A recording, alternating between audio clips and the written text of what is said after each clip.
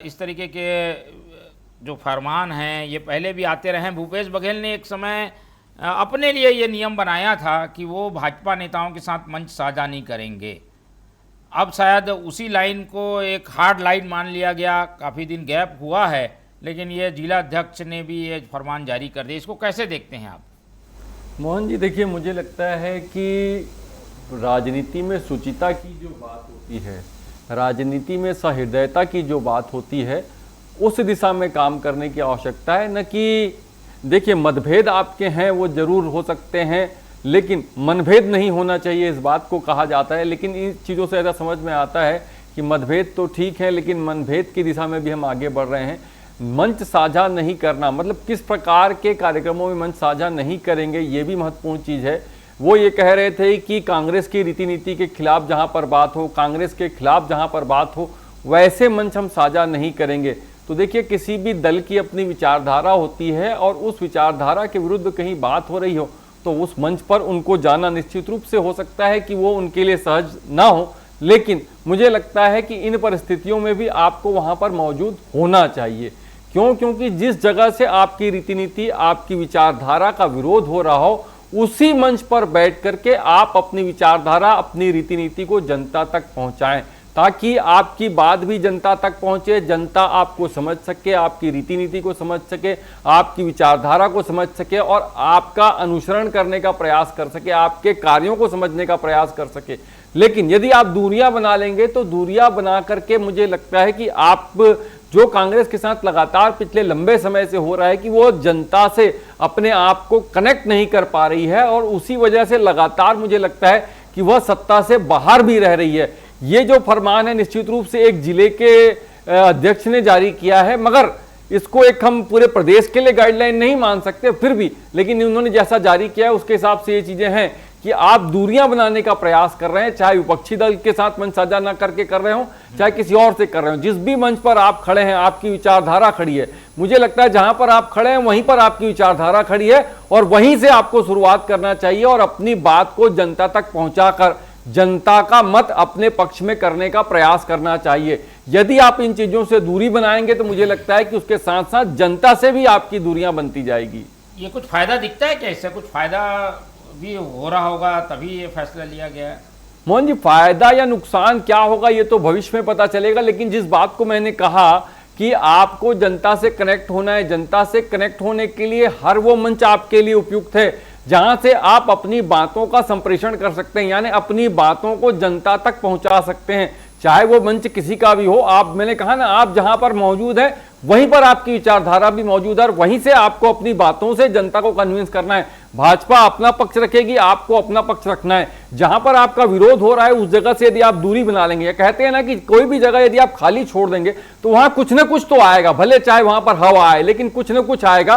तो मुझे लगता है आपको वो स्थान खाली नहीं छोड़ना चाहिए, आपको मौजूद होना चाहिए और अपनी उपस्थिति का एहसास बड़ी दमदारी के साथ कराना चाहिए।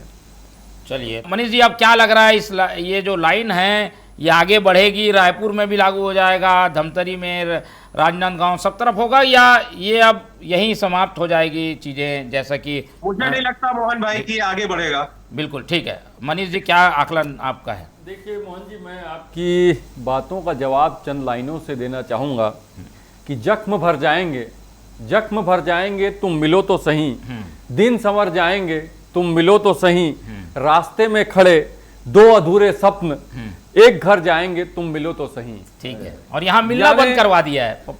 मैं वही चीज कह रहा हूं कि इस बात का जो अर्थ सीधे तौर पे ये है कि आप जब तक मिलेंगे जुलेंगे नहीं, आप मंच साझा नहीं करेंगे। क्योंकि देखिए, राजनीति अपनी जगह है, विचारधारा अपनी जगह है, विचारधारा का विरोध अपनी जगह है, लेकिन मुझे लगता है कि व्यक्तिगत संबंध, राजनीति की शुचिता और सम्मान, जिस बात का जिक्र अमित जी कर रहे थे, निश्चित रूप से विपक्ष के नेता का भी उतना ही सम्मान होना चाहिए जितना कि आप अपने नेता का सम्मान करते हैं। यानी कोई भी व्यक्ति हो जो सार्वजनिक जीवन में है, मुझे लगता है एक दूसरे का मान सम्मान जो है वो निश्चित रूप से होना चाहिए। यदि आप एक दूसरे का मान सम्मान करना चाहूंगा। जी जी, हाँ, इनकी बात हो जाए। अरे इनकी बात तो हो जाए, पहले ये पूरी बात बता रहे हैं। बोलिए बोलिए।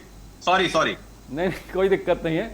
तो जब इस तरीके की बातें होती है, जब आप मान सम्मान रखेंगे, जो जिस बात का जिक्र अमित जी कर रहे थे कि निश्चित रूप से सम्मान सबका होना चाहिए। मंच यदि साझा आप कर रहा है आपके साथ कोई नेता, तो उसका भी सम्मान होना चाहिए। भले वो हमारे साथ जो है मतभेद रखता हो, उससे कोई दिक्कत नहीं है, लेकिन सम्मान उनका भी है, क्योंकि वो भी सार्वजनिक जीवन में है और आप भी सार्वजनिक जीवन में है। तो इस प्रकार की बातों को ध्यान में रखना चाहिए। और मुझे लगता है कि हमारे जो पूर्व में नेता थे वो इन बातों को बड़ी गंभीरता से, बड़ी बारीकी से देखते थे, क्योंकि आप देखेंगे इसके पूर्व के जो कुछ उदाहरण ऐसे मिलते हैं राष्ट्रीय स्तर पर भी और स्थानीय स्तर पर भी, जहां पर नेता प्रतिपक्ष भी यदि ज्यादा काबिल है, ज्यादा सक्षम है, अपनी बातों को बहुत अच्छे से लोगों के सामने रख सकता है, तो उनको भी राष्ट्रीय अंतर्राष्ट्रीय मंचों पर सम्मान देकर के भारत का प्रतिनिधित्व करने भेजा जाता था। तो इस बात को समझना होगा और इसके हिसाब से आपको आचार विचार और व्यवहार रखने होंगे। और निश्चित रूप से एक बात ये सच है कि जब जब आप जाएंगे, देखिए मैं पप्पू बंजारे जी ने जो कहा है मैं उसको भी थोड़ा सा स्पष्ट करना चाहूंगा।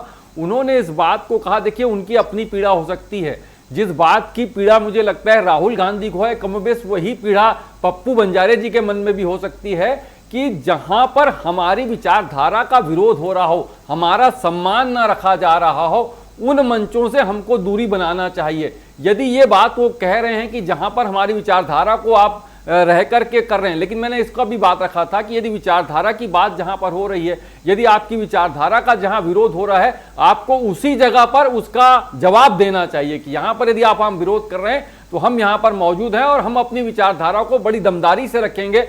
और यदि आप सक्षम हैं, आप में वो मादा है, तो मुझे लगता है कि आप जनता को अपनी बातों से कन्विंस करा सकेंगे। ये चीज आपको समझनी होगी और उस हिसाब से मंचों को आपको कैप्चर करना पड़ेगा। कहते हैं ना कि जहां पर आप मौजूद होते हैं, जिस जगह पर आप खड़े हैं, वहां पर यदि आप में काबिलियत है, तो मुझे लगता है उस जनता को आप अपने पक्ष में कर सकते हैं।